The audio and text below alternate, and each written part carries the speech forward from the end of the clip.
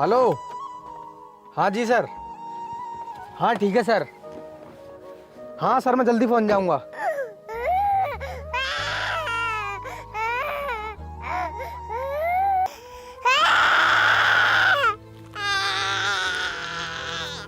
अरे बेटा तुम रो क्यों रही हो? और तुम्हारे मम्मी पापा कौन है? मैं तुम्हारे घर तक छोड़ दूंगा तुम्हें।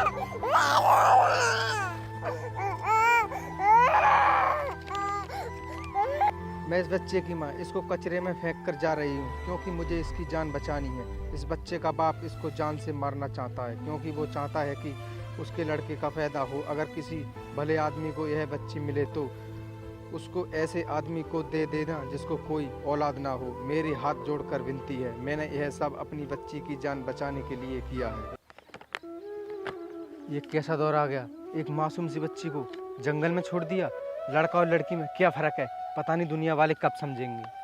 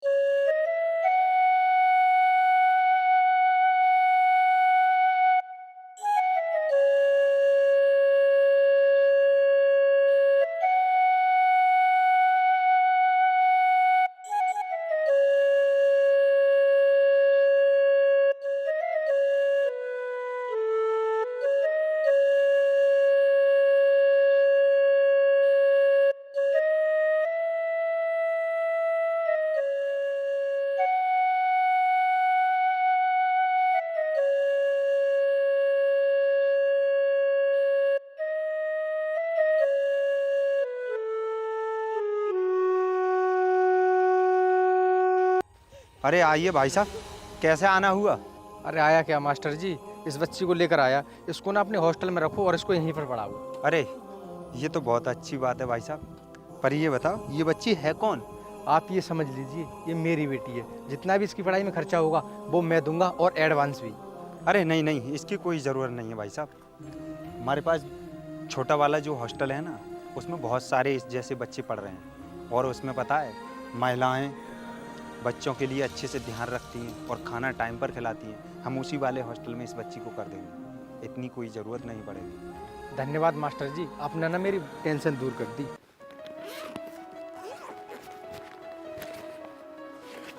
ये लो 2 लाख एडवांस, और ज़रूरत पड़े तो मैं फिर कर दूंगा। अरे ठीक है भाई साहब, इसकी और कोई आवश्यकता नहीं पड़ेगी। आप बेफिक्र होकर जाइए और बच्ची की टेंशन ना करें। हम अच्छे से इसकी परवरिश करवाएंगे। अरे मैं तो बहुत लेट हो गया, मुझे तो ऑफिस जाना था। ठीक है मास्टर जी, नमस्ते, मैं चलता हूँ।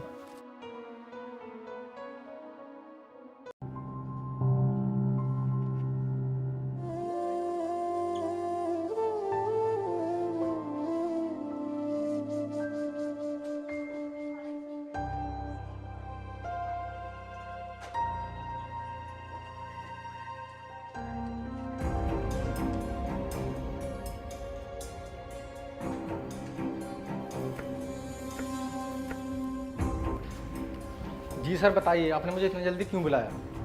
इसको तुम जल्दी आना कहते हो जो इतनी लेट आए हो? अर्जेंटली मीटिंग थी और अब मीटिंग भी खत्म हो गई। सॉरी सर, छोटी सी बच्ची की ज़िंदगी का सवाल था इसलिए लेट हो गई। बकवास बंद करो। तुम कोई भी काम जिम्मेदारी से नहीं करते हो। तुम अपनी जिम्मेदारी कब समझोगे? Sorry sir. तुम्हारे सॉरी बोलने से बात खत्म नहीं हो जाती। ये कंपनी ऐसे नहीं चलेगी। सर मीटिंग तो बाद में हो जाती, एक छोटी सी बच्ची की ज़िंदगी का सवाल था। अगर मैं उसे ऐसे ही छोड़ जाता तो वो मर जाती। ये नई नई कहानी मुझे मत सुनाओ। जानता हूँ मैं तुम बचने के लिए कोई बहाना ढूंढ रहे हो। सॉरी सर, मुझे माफ़ कर दीजिए, आगे से ऐसी गलती कभी नहीं होगी। सॉरी का क्या करूँ? अब तुम ऐसी गलती करने लायक बचे ही नहीं हो। क्या मतलब सर? मैं कुछ समझा नहीं। मतलब क्या? मैंने तुम्हें नौकरी से निकाल दिया है। नहीं नहीं सर, आप ऐसा मत कीजिए, मेरे पास यही तो एक नौकरी है। तो मैं क्या करूँ? और मजे लो और आओ लेट। नहीं सर, किसी के साथ भलाई करने की ये सजा नहीं दे सकते आप। निकल जाओ यहाँ से और यहाँ दोबारा आने की गलती भी मत करना। लेकिन मुझे खुशी इस बात की है कि मैंने आज एक मासूम बच्ची की ज़िंदगी बचा दी। अबे ओए, अगर दिखाकर जा कहाँ रहा है? जो तुझे कंपनी ने गाड़ी दी है उसकी चाबी तो देता जा।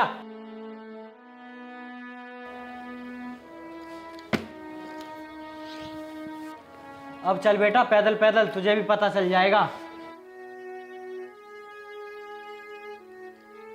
अब मैं क्या करूं?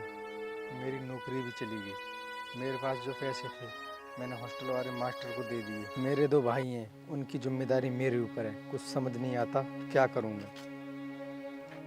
भैया हम यहाँ क्या सुन रहे हैं? हमें मालूम है आपकी लापरवाही वजह से नौकरी से निकाला है। हाँ छोटे, ये बात सच है, मुझे नौकरी से निकाल दिया गया है, लेकिन मेरी लापरवाही की वजह से नहीं, इंसानियत की वजह से। भैया ये क्या बकवास कर रहे हो आप? आपको इंसानियत दिखाने की जरूरत क्या थी? अब चली गई ना नौकरी। तो क्या हुआ छोटे, नौकरी तो मुझे दोबारा भी मिल सकती है, लेकिन एक इंसान की जान चली जाती तो वो दोबारा नहीं मिलती। भैया हमें किसी जान बचाने का ठेका नहीं लिया है, हमें अपने बारे में सोचना चाहिए। अरे भैया आपको पता नहीं है आपको कितने काम करने हैं और आपकी नौकरी से हमें कितनी उम्मीद थी। मुझे अपने लिए एक शोरूम भी खुलवाना था। हाँ भैया मुझे भी एक गाड़ी चाहिए थी। कोई बात नहीं छोटे, सब ठीक हो जाएगा, कुछ दिनों की तो बात है। अब क्या ठीक हो जाएगा? आपके अकाउंट में 2 लाख रुपए हैं, वो मुझे दे दो, मैं काम शुरू करूंगा। लेकिन छोटे, वो पैसे तो मैंने मास्टर जी को निकाल कर उस बच्चे की पढ़ाई के लिए दे दिए। क्या भैया? लगता है भैया आपकी बुद्धि भ्रष्ट हो गई है। किसी अनजान को, और पता नहीं किसका गंदा खून है, उसको 2 लाख रुपए दे दिए। भैया आपने हमें तो बर्बाद कर दिया। देख छोटे, मैं कोई ना कोई रास्ता निकाल लूंगा, तुम लोग चिंता मत करो। बस अब तो एक ही रास्ता बचा है भैया। क्या रास्ता बचा है, बता छोटे।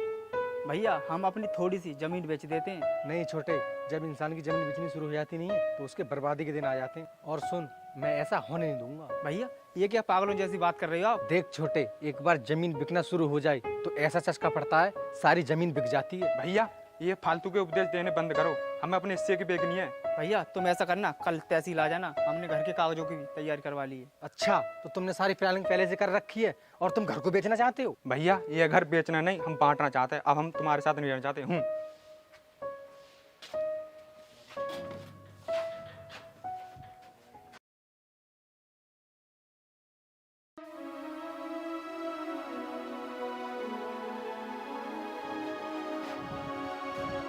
ये लो भैया।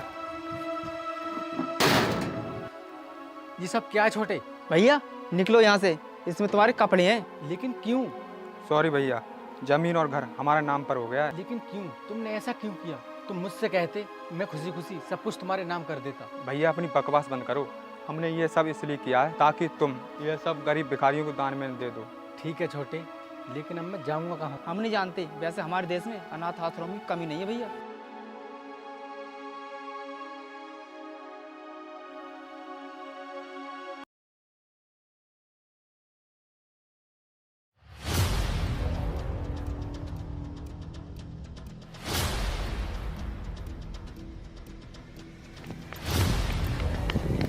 रुक जाओ वरना गोली चला दूंगी।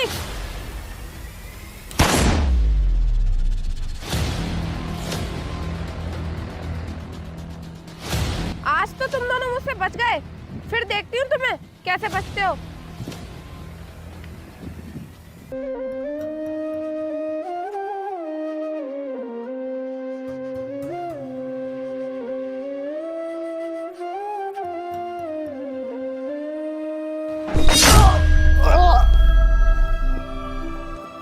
अरे क्या हुआ अंकल? अरे उठो अंकल, आपके ज्यादा चोट तो नहीं आई है? बेटी, अब मुझसे चला भी नहीं जाएगा। अरे अंकल आप चिंता मत करो, आइए मेरे कंधे पे हाथ रखिए, चलो।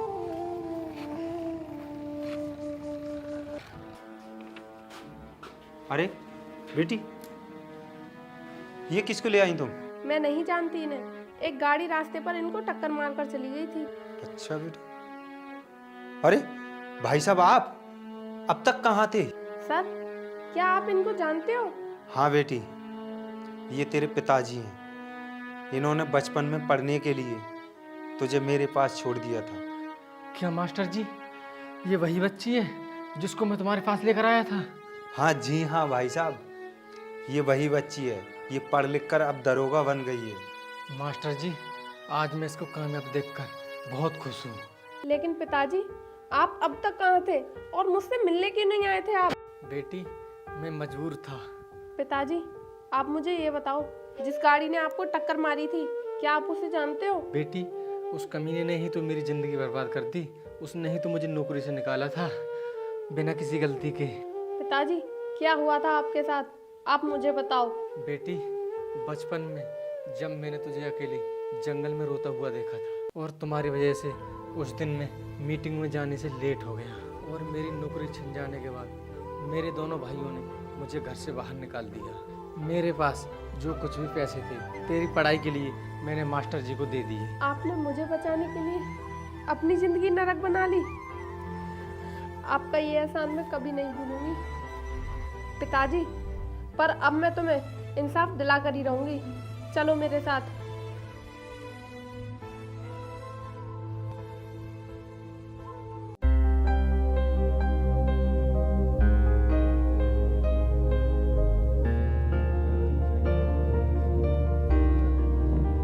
हिलना मत दोनों भाई।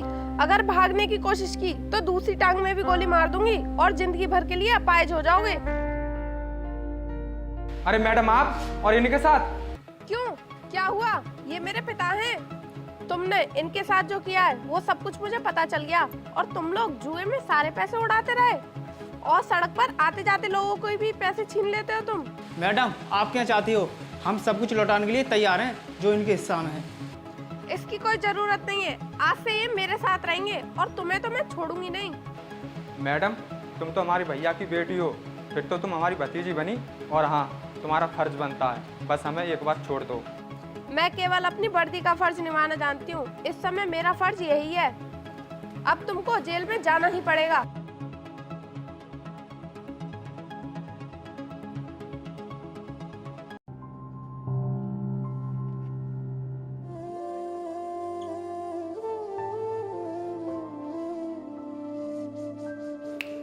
हेलो, क्या आप इन्हें जानते हो? जी मैडम, आज से 15 साल पहले ये मेरी कंपनी में काम करता था। अच्छा, ये तो जानते हो, मगर ये नहीं जानते कि कल तुमने इन्हें जान से मारने की कोशिश की। ये क्या कह रही हो मैडम? मैं तुम्हें गिरफ्तार करती हूँ और तुम पर धारा 307 लगाकर, क्योंकि तुमने इन्हें मारने की कोशिश की।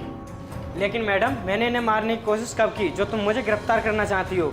पहली गलती तुम्हारी, इन्होंने किसी मासूम बच्ची की जान बचाई और तुमने इन्हें उस गलती की बहुत बड़ी सजा दी। और तुमने कल रास्ते में जाती हुई गाड़ी से इनकी जान लेने की कोशिश की। अगर वहाँ पर मैं टाइम से नहीं पहुँचती तो ये नहीं बच पाते। तुम्हारा क्या, तुम तो बड़े आदमी हो, पर इनको कौन देखता वहाँ पर। जी मैडम, सॉरी, मुझसे कल गलती हो गई। सॉरी क्या, चल मेरे साथ। जिंदगी भर तुझे जेल से बाहर नहीं आने दूंगी। जमानत को भी तरसेगा तू।